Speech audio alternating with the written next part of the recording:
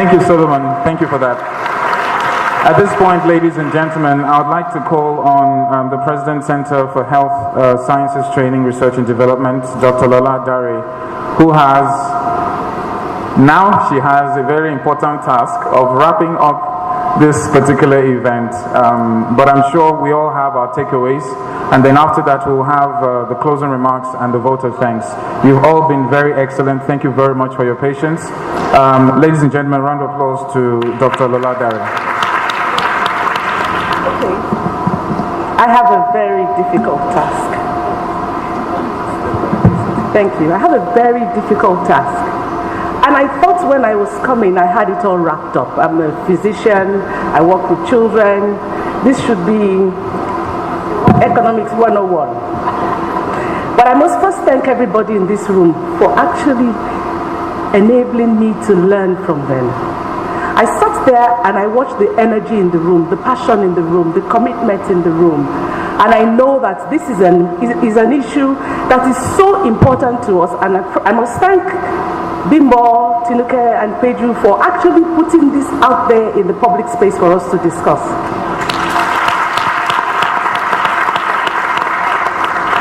When I first spoke to them, it was like, it's not about Olashore, it's about society. I really celebrate your passion. I'm sorry I don't know your name, but I celebrate the passion with which you said, we must get this child in Babcock, we must call her. It's a medical emergency, it's a psychiatric emergency, it's a social emergency. And we're living in times when we are in a difficult period. It is a social emergency. I've taken the time to listen to you, and as I listened to you, I went online, I got images to show you what I think is a very bad summary of what you've said. Because these slides cannot reflect your passion. The first thing is, what have we heard? What have we heard? What indeed have we heard? We've heard many things, but one thing we heard is that as there is mental disability, mental disorder, there's also mental wellness. When are we mentally well? If you feel mentally well, celebrate yourself by clapping your hands. So we've heard about mental wellness. But I took time to look at what's the magnitude of the problem. WHO says depression is the largest contributor to global disability. So this is not a local problem, it's a global problem. Wow, Nigeria is third. At least we came near first in something.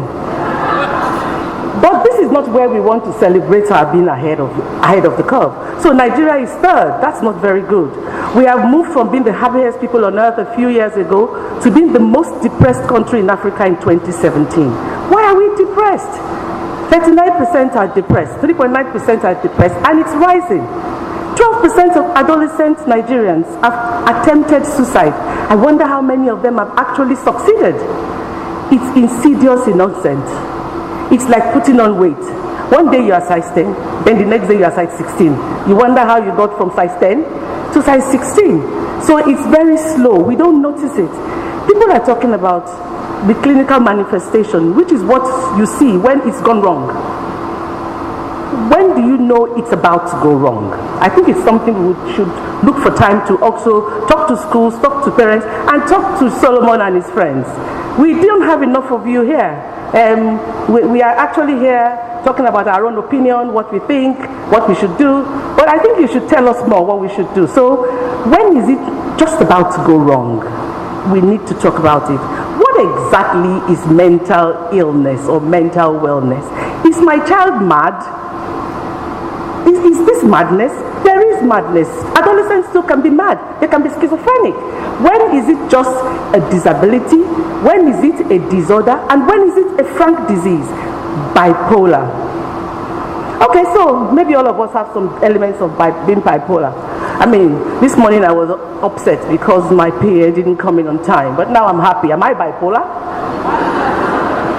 There are many questions we need to ask in the determination of the magnitude of the problem. Has my child changed? People talked about mood changes, eating patterns, does not sleep, secretive, hypertensive, locks the door and stays away, is in seclusion, excessive eating, social media, no friends visit, or the child becomes aggressive. But look at this child. This child has changed from being my little boy to my man.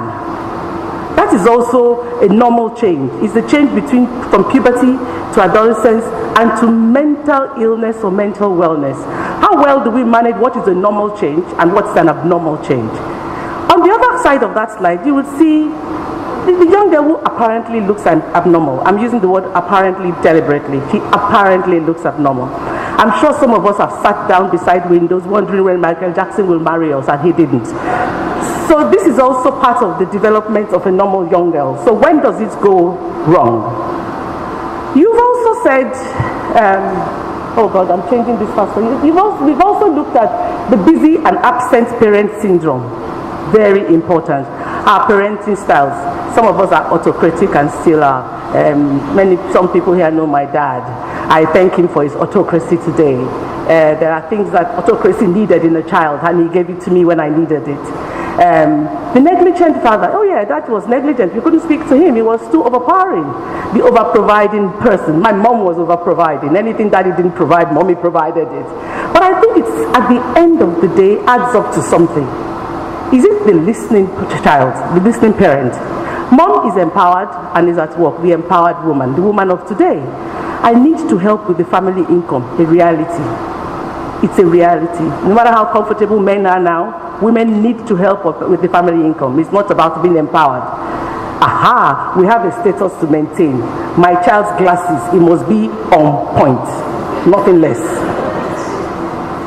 Konida Bear. This is something we hear from women a lot. Konida Bear is not good. It's somebody's wedding. It's somebody's funeral. She came to my daddy's 70th birthday. Konida Bear, which means the children are at home alone almost every Friday, Saturday, Sunday, because Konida Bear. Separation and divorce, real things. Sometimes it goes wrong between parents. Sometimes the children pay for it. Sometimes it should go wrong between parents. They are being abused. The woman is being abused. The man is being abused. This is not a situation where you should bring up a child. So staying when it's hurting your child is also as bad as staying when you no longer want to stay. But it hurts children. So what role do we have? What role does separation and divorce play? Sometimes the person that gets the cherry pie, which means the person that gets the children, overcompensates. Dad is not here, I have to be dad, I have to be mom, I don't want them to know dad is not here. Separation and divorce is like losing your partner. Even when you lose a partner, you lose a wife, you lose a mother, you lose your husband, it can be tough. So there's the absence and the busy parent syndrome. I love this. Social media, social pressure. But we didn't talk about the changing social norms. It's not only technology that's changing us, education is changing us, democracy is changing us. So there's so many socials happening here that children are bewildered. They're bewildered because this social is compounding their biological socials. Their biological socials of adolescence, their biological social of curiosity. Sometimes I want to kill myself is curiosity. If I killed myself every time I threaten to kill myself, I won't be here today. So yes, I want to kill myself. That's because mommy is not paying attention to me. So what's the best way to get attention? So we are under a new kind of social order that is beginning to reflect in our mental health. That social order is impacted not only by social media, it's impacted by DSTV, it's impacted by social pressure. It is actually also our fault as parents. Please, let's take the blame. It's our fault as parents. We are the Joneses, our children copy. We are the Joneses. So I think we should also take the fault as parents, take the fall as parents, and see in what way can we be a little bit like the parents that produced us. Not too harsh, not too soft, just right. It's like the pillowcases in dreams, just right. We said we could see many faces. You know, it has so many faces. How do I know there is a problem? That's the first thing I hear the parents asking. How do I know there is a problem? When do the brakes fail, and how do I identify it? My teachers care. We seem to give I love teachers. I'm a teacher myself. But teachers have a role. And I've heard students say, teacher care. I cannot talk to her. I cannot talk to my teacher, especially teachers in the male sections of boarding schools. They are the ones who are teaching our boys to be boys. They are the ones, even sometimes the parent at home hasn't said it at all. They are the ones who are actually a little bit confrontational with our boys. Why are you crying? Why are you crying? You know, so my teachers also need training. Teachers also need enabling. Teachers also need to know when to be there and when not to be there, when to call and when not to call. My children went to Olashore International School. I am very proud to say so. They are lawyers and chemical engineers now, but I was very comfortable to leave them in school because Mrs. Ahmed will talk to my daughter. There was always somebody. They became my friends. The teachers need to be helped as well. Teachers are not perfect. There were teachers who also made things difficult. So, teacher care, not at all. No one pays attention to me. What kind of attention? My parents do not understand me. Not unusual. This is demonic, very common. Only Jesus can save. Is my child mad? Very troubling. My teachers are bullies, a reality. I can't tell mommy and daddy. Can mommy and daddy please listen? I don't want to go home. I love my friends. Not from my mouth. That is also very common. We see it, we notice it, we know it's going wrong, and we keep quiet. Especially if it is the child or the relative or the care, or somebody in the care of somebody who is a significant other to us, or somebody we think is connected, then we all keep quiet because enemy Magbo. Who shall I tell now? Who shall I tell now? I'm not going to wait to come to your clinic. I need somebody to talk to now. I've just left a suicide note. I need somebody to talk to now. Who is that person? Believe me, it's a Solomon. It's an adolescent. It's my friend. It depends on what my friend knows, what I do with my friends. So parents, you've got to know the friends of your children. You have to be mother to the friends of your children as well, much as you are mother to your own child. Why is this happening? You said, why is it happening? It's a dynamic and rapidly changing environment. There's social media. We are experiencing a cultural conflict as parents. My mother was a very good wife. The definition of good wife was submission. Whatever daddy says is what we do. Are we good wives? Are we good wives? What is he saying? No, we are not doing that. So because of our education, because of our exposure, we can challenge daddy. And we often do that in the presence of our children. Is it right? Is it wrong? No answer. So we are experiencing a cultural conflict. That cultural conflict impacts on the children as confusion. Sexuality, is it sexuality? Is it puberty? Is it adolescence? That's another confusion. Peer pressure. But there's part of why it's happening that we didn't pay enough attention to is the economic challenges of our times. Economic challenges of our time. Nigeria has come from being the happiest country on earth to being the third depressed country in the world and the most depressed country in Africa. Why? Children are no longer eating pizza 3 times a day. Reality of what is hurting mommy's pocket. They're no longer able to go to summer every year. Reality of what's hurting mommy's pocket and daddy's pocket. They're no longer able to do many of the luxuries we have initially brought them up with. We are also struggling with that reality. Daddy is also struggling with that reality. Who's helping Toby Loba? When he suddenly cannot buy Nike, and he suddenly cannot buy it from John Lewis, but he can buy it from ShopRite. There's no summer this year. It's affecting children, especially in private schools. So the economic downturn is a reality on our children, and we're not paying attention to it. The saddest thing I heard today is, whose fault is it? His fault? My fault? Her fault? It's not me. It's the parent. It's the mother. It's the teacher. It's the school. That is the saddest thing we said today. It's all our fault, and it's all our responsibility. Can mental illness be prevented or treated?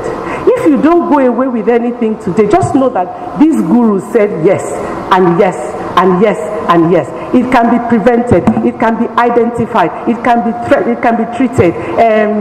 Once you know that something has a cure or can be addressed, it's 90% of the problem solved. It's just bringing people together to solve that problem and to have both the social, political, and economic will to do so. So it can be prevented. How? Together. Not a blame talk. It's not about who is wrong. It's not about whose fault it is. It's about the fact that we have something to address. So the answer to how shall we do it? The answer is together. So what shall we do? Let's talk to mommy first. Be there. Be there.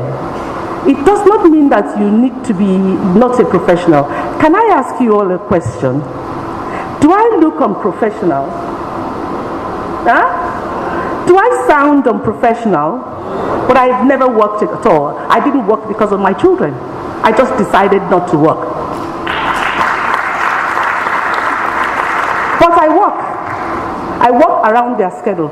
I work when I drop them in Olashore, then I go away for 2 weeks, and I come back when it's visiting day. Then I go away for 2 weeks. I come back when it's half term. Then I go away for 2 weeks. And so, in some stage in my life, I was called an airplane. It's because of my children I became an airplane. I have to be back when they are back at home. And so we were all going to school. My school was work, and we were all on half term. When it's half term, I come back. So, mommy, you can be who you choose to be and still be there. Be there with ears, be there with your heart, but be firm. Be there doesn't make you the dustbin that does everything your children want you to do. So be there with your eyes, with your eyes, your ears, your heart, but be firm. Daddy, schools. Okay, this is schools. Please, we didn't address the issues we need to do in schools. We are celebrating teachers like we ought to. But teachers, especially in boarding school, must recall that there are parents inside too. If in the 9 months of a year, in the 12 months of a year, if your child is in a boarding school, the parents is with the teachers in the school 9 months of a year. So I learned more about my daughter from Mrs. Ahmed than I learned from her when she was at home. Mrs. Ahmed became my good friend. Mrs. Ahmed is a teacher in Olashore. She became my good friend because she would call me if she quarrels with her friend. She's the person who would know. And I remember when I went to Holy Child, when I had a disagreement with Dayo and Musa, and we stopped eating pat pop together. My mother wasn't there to know I was quarreling with my best friend, but Mrs. Choson was there to know. So please, please, please, teachers are parents inside too. We thank you for it, but please don't stop. Daddy, we love you, but can you be more than our ATM? We really love Daddy, but Daddy is our ATM. When mommy wants something, go and meet Daddy. It's only when mommy wants money, go and meet Daddy. We want to pay school fees, go and meet Daddy. Is it a man's fault that he thinks that all I need to provide for these people is money? Is it his fault? Is it his fault?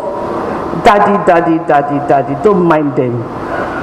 We really love you. We would like you to continue to be our ATM, but we need you for much more than that.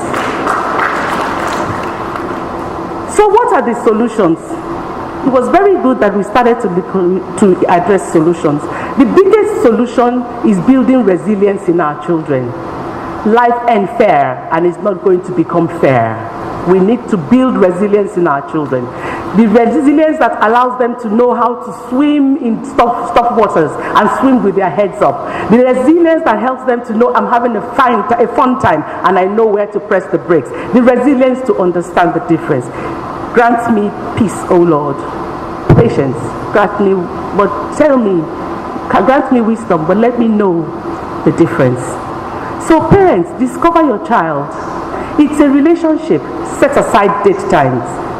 Know your child's friends. It's not only about how much time, but the quality of the time. It breaks my heart when I see women on Oxford Street.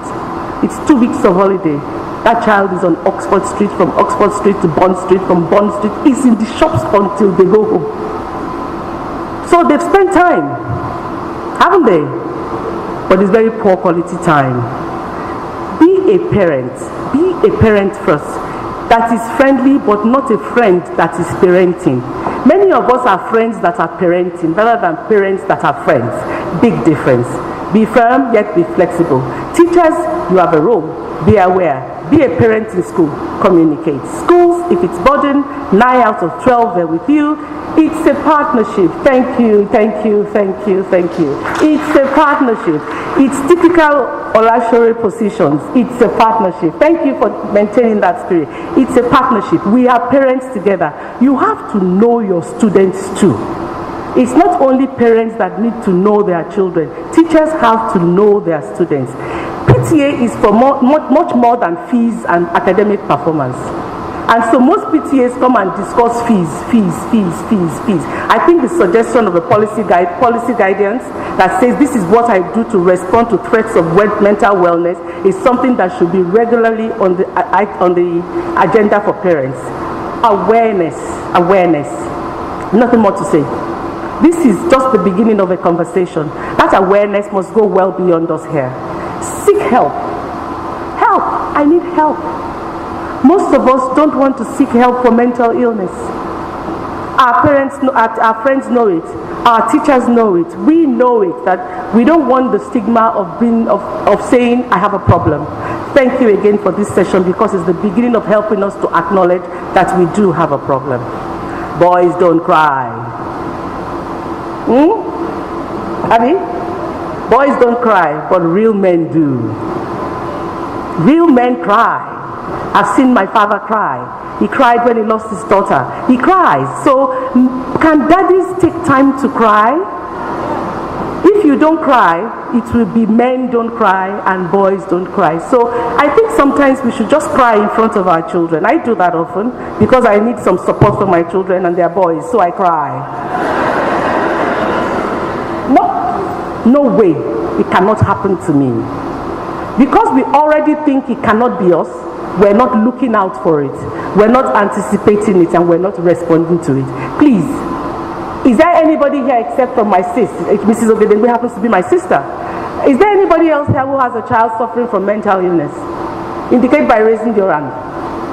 Thank you. Anybody else? I think some of us are deceiving ourselves. How do you know? Have you checked? Have you bothered to find out? So some of us are sitting down here saying, nah, I'm a good parent, it can't happen to me. Please be aware that it can, and you should. Finally, we need to stand up to stigma. The HIV/AIDS was won by people standing up to stigma of HIV/AIDS. Investing in advocacy, investing in people like Mrs. Ogedengbe saying, I'm living with it and I'm living with it positively.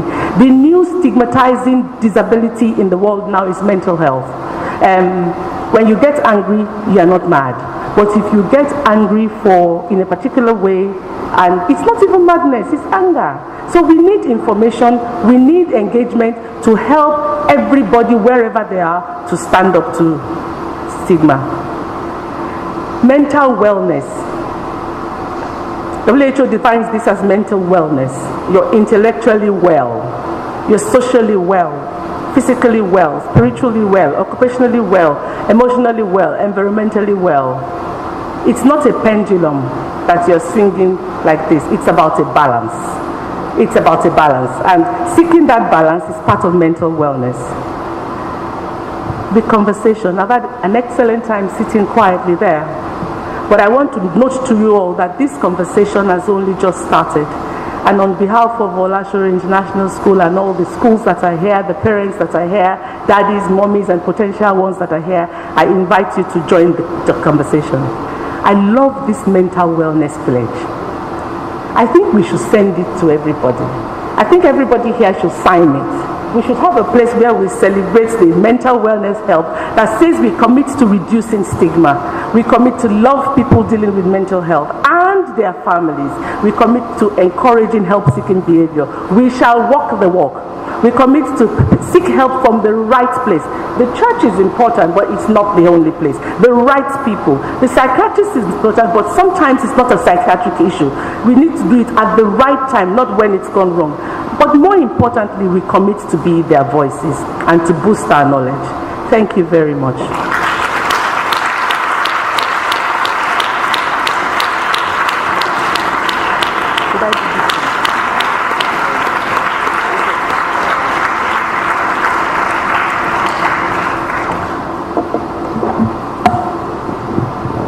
I think everybody would agree with me that Dr. Lola Dare lived up to the expectation of wrapping it all up. Thank you very much, man. We really appreciate you. And of course, the time taking, and each and every one of you, thank you so much for being here. To the men in the house, please don't forget to cry when you get home. It's funny she should mention that. I attended another event which was focused on basically men, and I think one of the greatest challenges being a man, not just any man, a Nigerian man, is that you're not equipped for the responsibilities ahead. You know, they tell you that, aren't you a man? You know, and then you enter marriage, you enter relationships without the solid foundation, and you just make things up along the way. And where they become abusive to their wives or girlfriends or whatever, sometimes you find out that deep down it's a manifestation of something that hasn't been sorted. So to the men here, please let it out, okay? I myself have never cried in my life. So please look at the person next to you and ask, what's on your mind? What's on your mind? The hashtag OISMWIT, and of course the conversation is still ongoing. Thank you very much for all the tweets and reposts that have been going on.